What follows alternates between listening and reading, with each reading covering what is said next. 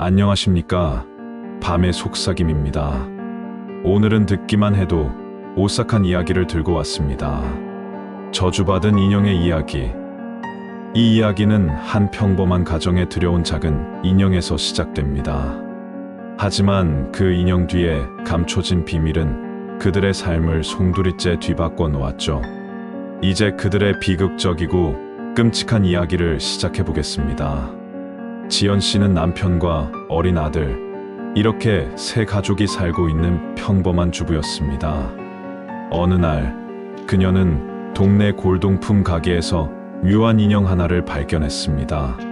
손바닥 크기의 작은 도자기 인형이었죠. 검은 머리에 하얀 얼굴, 무엇보다 작은 크기 때문에 너무 귀엽다고 생각한 그녀는 주저없이 그 인형을 손에 넣었습니다. 집에 가져와 거실, 장식장에 둔 그 순간부터 그 인형은 마치 가족의 일원이 된 것처럼 그곳을 지키고 있었습니다. 그런데 인형을 들인 첫날 밤부터 이상한 일이 일어났습니다. 아무도 손대지 않은 거실의 물건들이 엉뚱한 위치로 옮겨져 있거나 저절로 바닥에 떨어져 있는 일이 반복됐습니다. 처음엔 강아지가 그런 줄 알았지만 강아지는 인형에 관심이 없었죠. 남편은 단순한 우연이라며 대수롭지 않게 여겼습니다. 하지만 지연 씨는 그 인형이 집에 들어온 이후부터 뭔가 달라졌다고 느꼈습니다. 그날 밤, 그녀는 꿈을 꾸었습니다.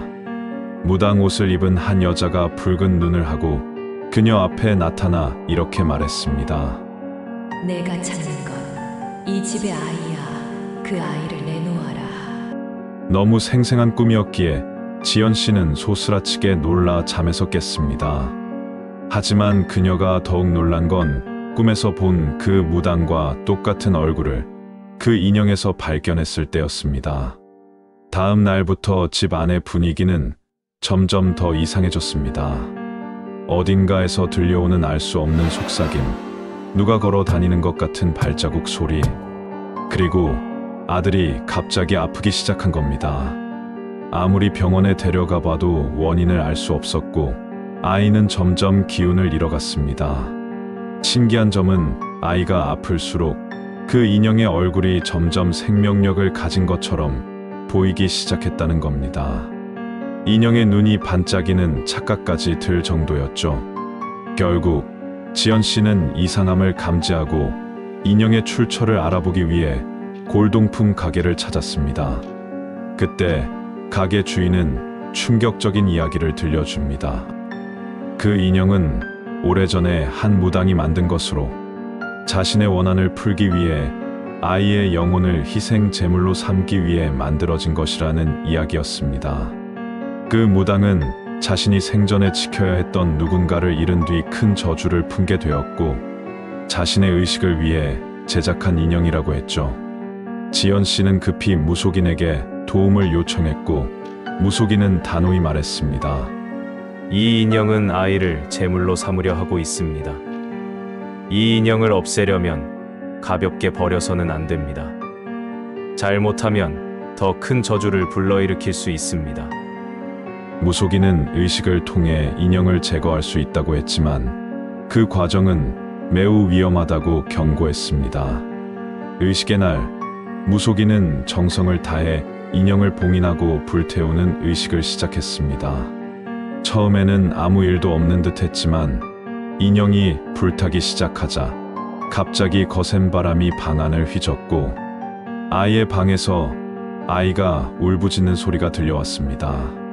지연 씨는 달려가 아이를 끌어안았지만 아이는 갑자기 멈춘 듯 극도로 고요해졌습니다. 마침내 의식이 끝나고 모든 것이 잠잠해졌을 때 무속인은 안도한 듯 말했습니다. 이제 끝났습니다. 하지만 잊지 마세요. 저주의 흔적은 완전히 사라지지 않습니다. 이후 모든 것이 다시 평화를 찾아가는 듯 보였지만 무당 옆에 있는 거울 속에서 조용히 미소 짓는 인형의 흉측한 얼굴이 희미하게 보입니다. 저주가 정말 끝난 걸까요? 오늘 이야기는 여기까지입니다. 영상을 시청해 주셔서 감사합니다. 과연 저주는 정말 사라졌을까요? 혹은 언젠가 다시 다른 형태로 돌아올지도 모릅니다. 이런 이야기는 우리로 하여금 보이지 않는 세계에 대한 경각심을 일깨워 주는 것 같습니다. 영상이 마음에 드셨다면 구독과 좋아요 부탁드립니다. 밤의 속삭임은 계속해서 여러분께 소름 돋는 이야기를 들려드리겠습니다. 감사합니다.